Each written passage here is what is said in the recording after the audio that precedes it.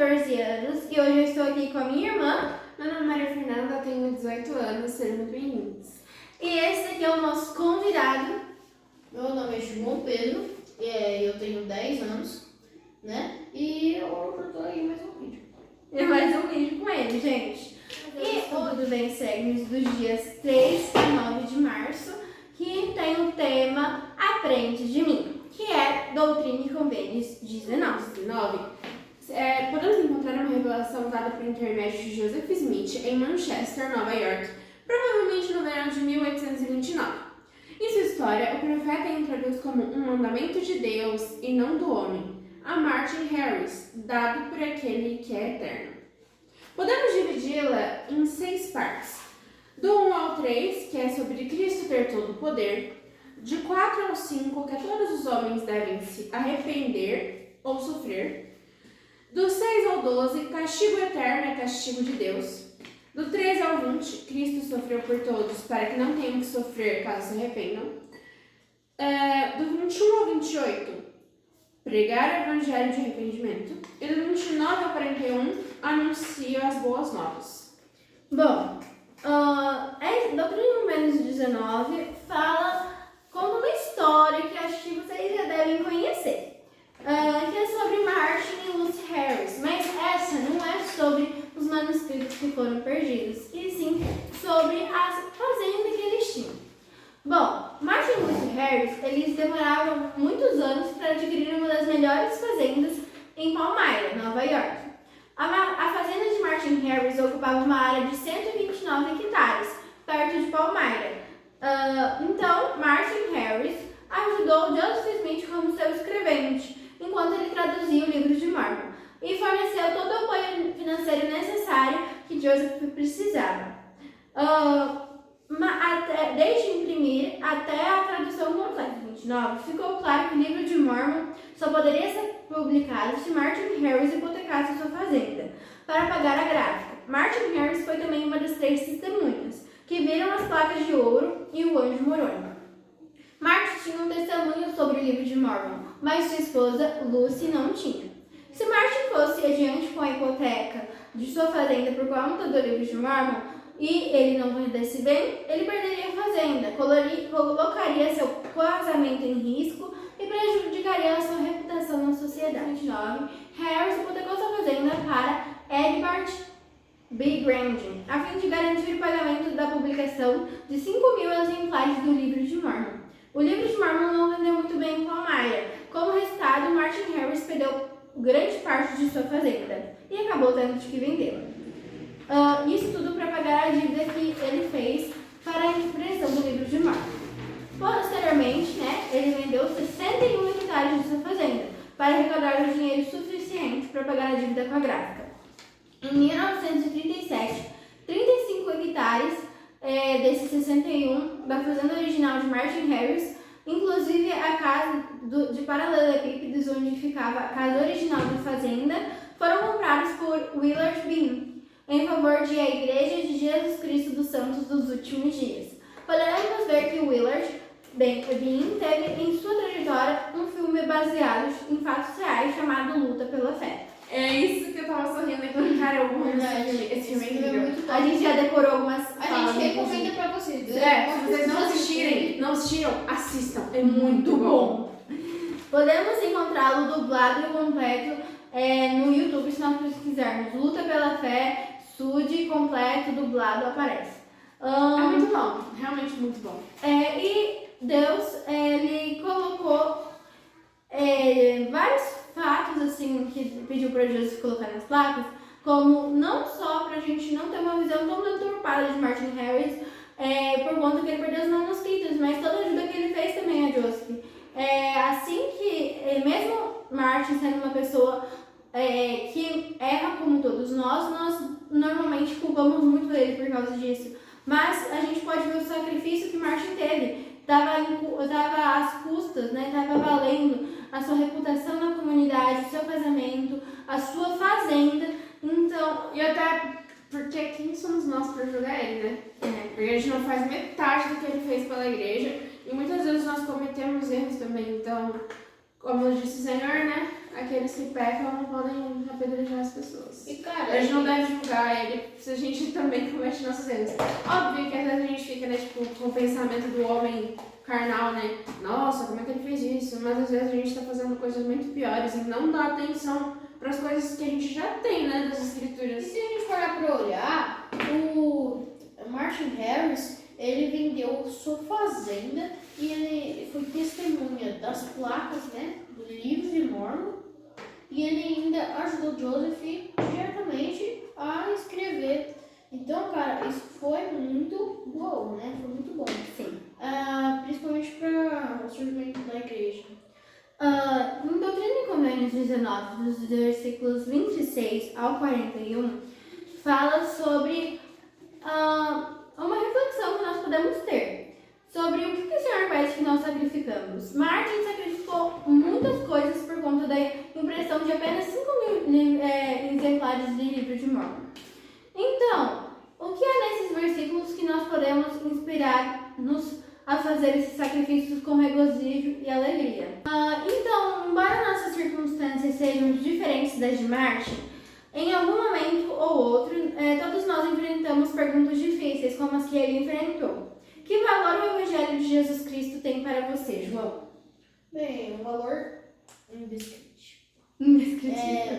É muito bom a conferência, as reuniões dominicais, as aulas. É muito gratificante participar e também é muito legal, né? Tá lá com a classe. Bom. O que nós estamos dispostos a sacrificar pela edificação do reino de Deus?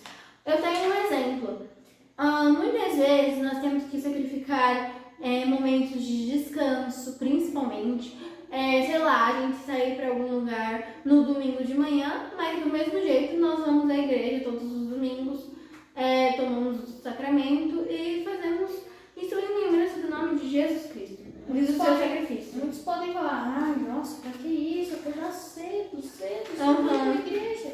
Domingo. Agora eu tô tão acostumada, porque desde criança eu faço isso, desde criancinha assim. Então agora, se eu não vou pra igreja de manhã por alguma coisa que vai ter na igreja, Nem que parece tipo, é domingo. só à tarde, não parece domingo, a gente se sente mal e a gente quer muito ir pra igreja, realmente. Bem, a igreja. Esquisito, parece que falta alguma coisa. Pra dar um chance no nosso domingo. Martin Harris acabou decidindo que hipotecaria a fazenda para que os primeiros 5.000 exemplares do livro de Mormon fossem impressos. Contudo, mesmo com esse sacrifício e qualquer sacrifício que nós possamos sonhar em fazer, tudo é pequeno demais comparado ao sacrifício expiatório de Jesus Cristo, o mais grandioso de todos, que sangrou por todos os poros para salvar aqueles que se arrependem. Isso também se encontra em Doutrina e Convênios 19, versículo 18. Joseph Smith explicou que a revelação da seção 19 é um mandamento a Martin Harris dado por aquele que é eterno. E aqui nós temos algumas frases em que o Senhor evidencia sua natureza eterna. Eu sou o Alfa e o Ômega, Cristo, Senhor, sim, eu sou Ele, o princípio e o fim, o Redentor do mundo. Retendo todo o poder até para destruir Satanás e suas obras no fim do mundo. E no último grande dia do juízo, que pronunciarei sobre seus habitantes, julgando a cada homem de acordo com suas obras e as ações que houver praticado. E certamente todo homem deve arrepender-se ou sofrer, pois eu, Deus, sou infinito. Também está escrito, condenação eterna, portanto está mais explícito do que outras escrituras, a fim de influenciar o coração dos filhos dos homens inteiramente para a glória de meu Mas nome. eis que o ministério da divindade, quão grande é? Pois eis que eu sou o infinito, e o castigo que é dado pela minha mão é castigo infinito. Pois infinito é meu nome, portanto. Castigo eterno é castigo de Deus. Castigo infinito é castigo de Deus. O Novo Testamento descreve o sofrimento do Salvador no Getsemane, a partir da perspectiva das pessoas que o observaram.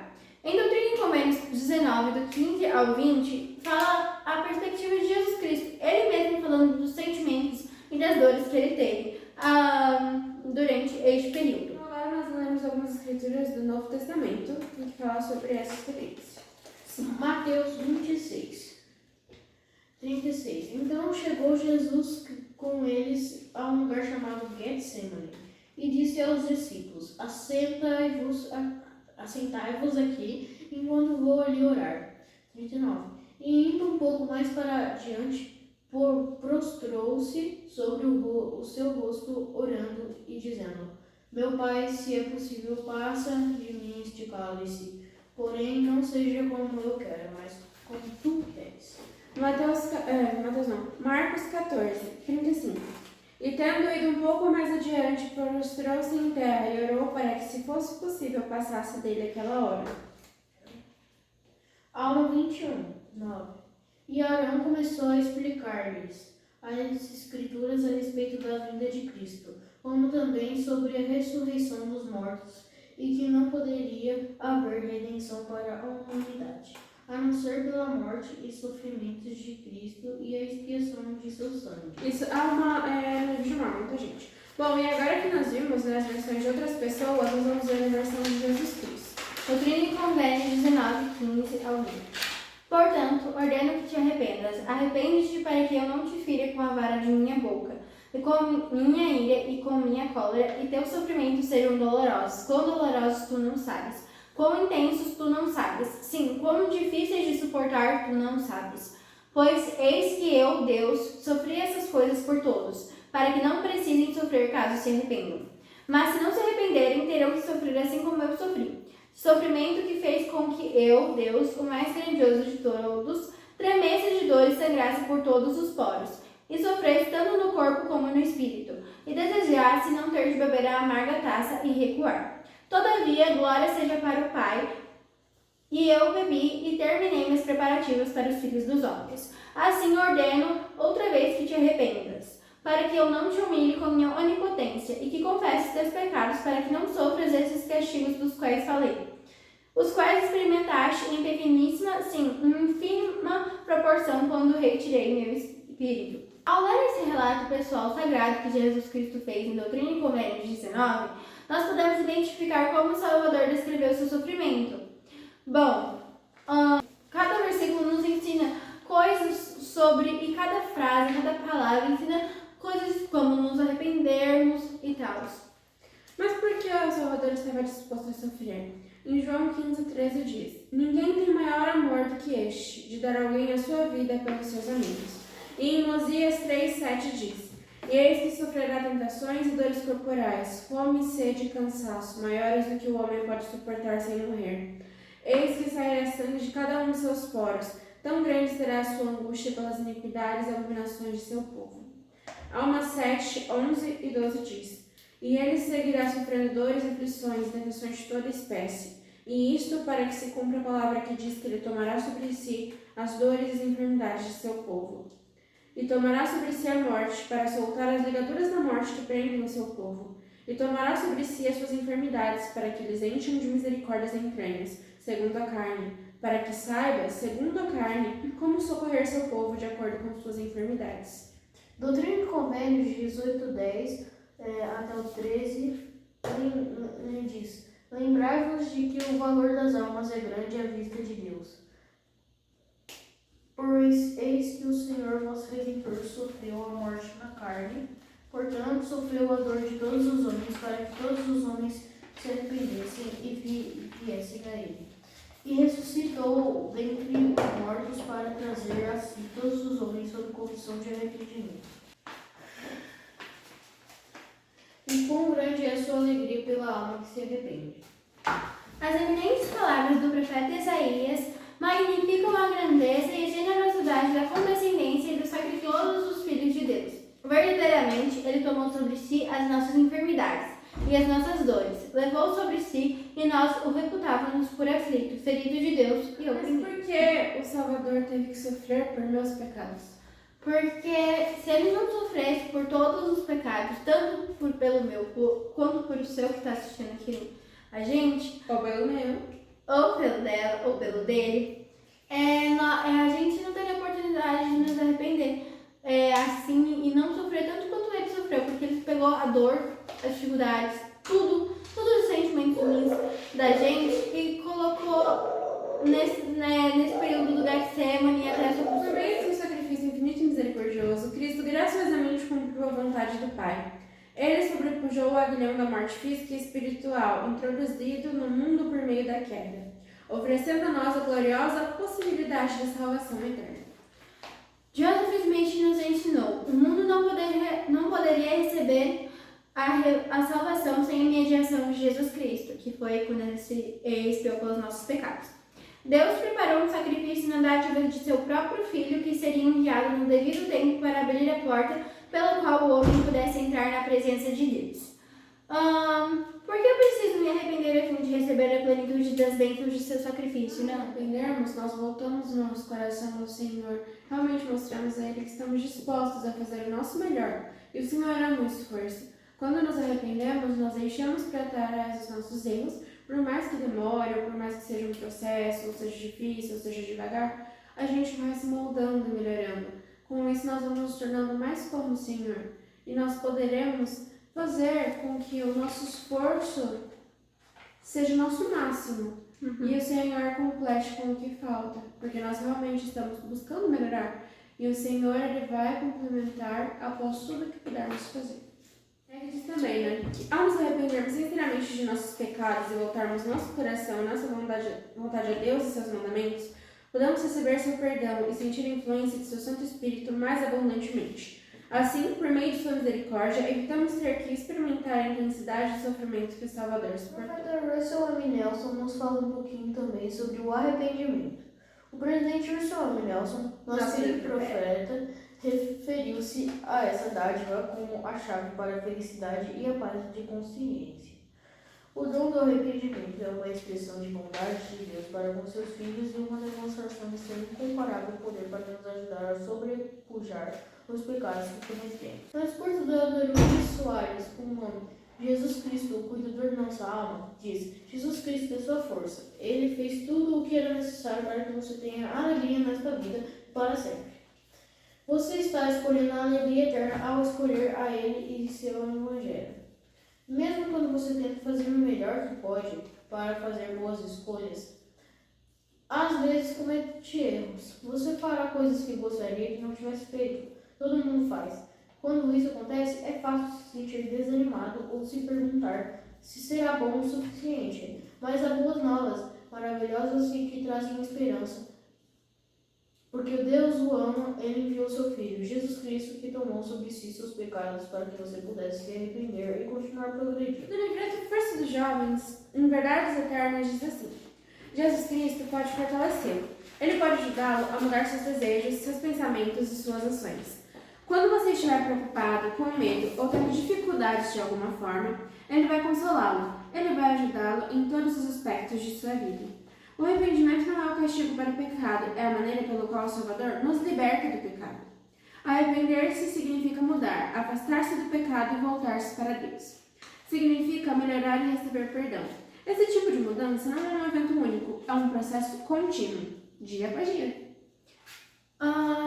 O que você, Nanda, aprende sobre Jesus Cristo em Doutrina e Convênios 19? Que Cristo, Ele tem todo o poder e Ele sofreu por nossos pecados como uma forma de demonstrar seu amor, para que nós pudéssemos nos arrepender, melhorarmos a cada dia, para não precisarmos sofrer e podermos ter a oportunidade de voltarmos a viver com o nosso Pai Celestial, obtendo o nosso mais alto grau de desenvolvimento, né? E agora a gente, como sempre, vai fazer um convitezinho para vocês colocarem em prática tudo que nós aprendemos nesse episódio. Que é para vocês escreverem seus sentimentos a respeito de Jesus Cristo e do sacrifício que Ele fez por nós. E também as coisas que Martin Harris fez para ajudar na produção do livro de Mormon. E é isso. Tchau! Não se esqueça de escrever. Até o próximo estudo. Tchau!